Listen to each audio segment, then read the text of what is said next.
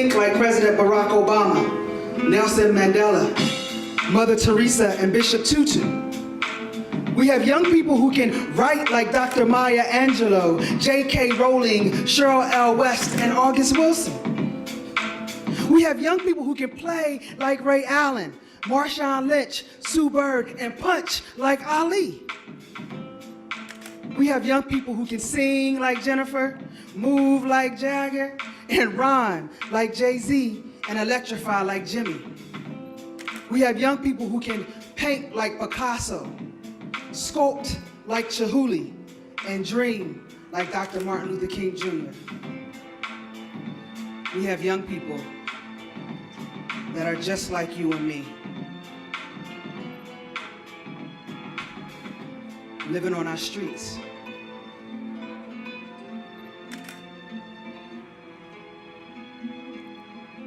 Why?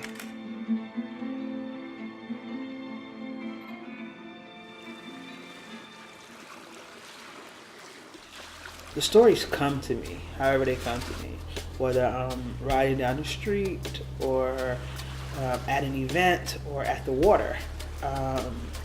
When it comes to me, that's when I write it. I don't try to force it, I don't try to make it happen. I miss going to the house. Going to the house Sundays after church. I can start to picture it in my mind. Who wants coffee?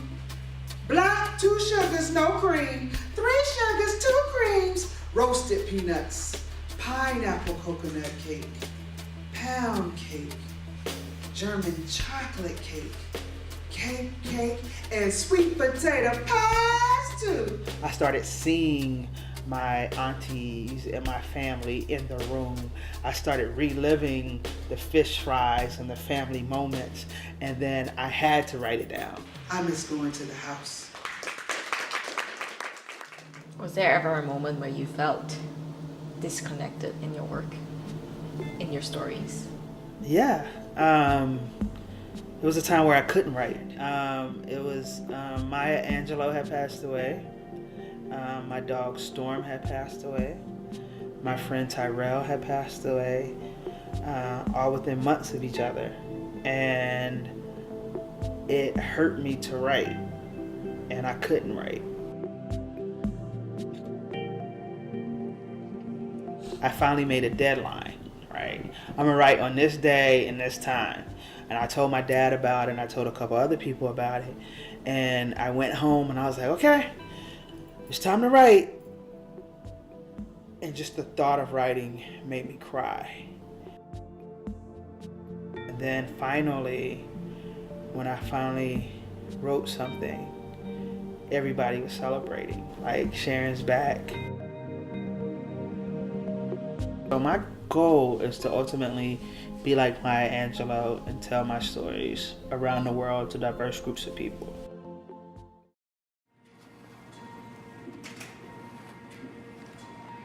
It's all too real. The darkness, the pain, the loneliness drives me insane. My head's pounding, my heart's pounding, my soul's shaking, my eyes awaken. And then there was a little girl at Shoreline. She had to be like 11 or 12. She was just thanking me for sharing those stories, and she really enjoyed it. And she was with her parents, and her parents really enjoyed it. Shoes barely on my feet, clothes loosely across my back, crime is all around me. I didn't know that there was a homeless guy in the room, and he came up and said thank you for telling my story. And so I remember it was done at Shoreline, that the homeless guy, the young lady and her parents, we had like formed this circle, and we started having this conversation about how important to talk about homelessness was, and to get a better understanding of it through what I had presented. And so to have a family there, and then to have them instantly interacting with a homeless person, and to have me as the liaison for the conversation was, it just touched me so deep. It's just like, you never know who's in the room when you're sharing your stories. So I don't care if it's 2 people in a room or 1 person in a room, or if it's 500 people in a room. I've done both. If my story touches 1 person, then I'm doing something right.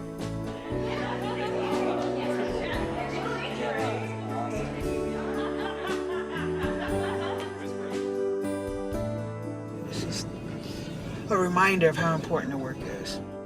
He's gotten on his feet now. I stayed in contact with him for a while and put him in contact with some people about housing. He was living in his car at the time, or temporary housing, and now he's in a permanent spot and was excited about it. What advice do you have someone who's like maybe Sharon 10 years ago? Do it. One of my biggest supporters, she was my cousin Faye, and she's always been like, do your thing, girl, blah, blah, blah. And her dream was, the last time I saw her, was to build a house on a piece of land and have me come and have one of her other nieces come, and we teach young people and use the land. She died about 4 months later.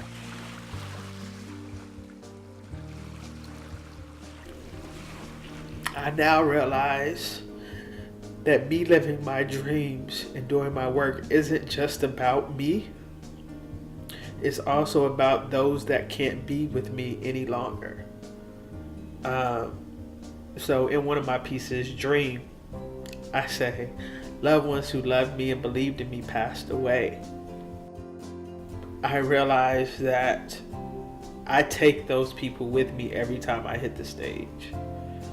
So sometimes acknowledging, yes, your dream is about you, but it's also about those who you loved, who supported you, and who would support you no matter what, who passed away, can't do. So don't let them down, and don't let yourself down. Live your dream.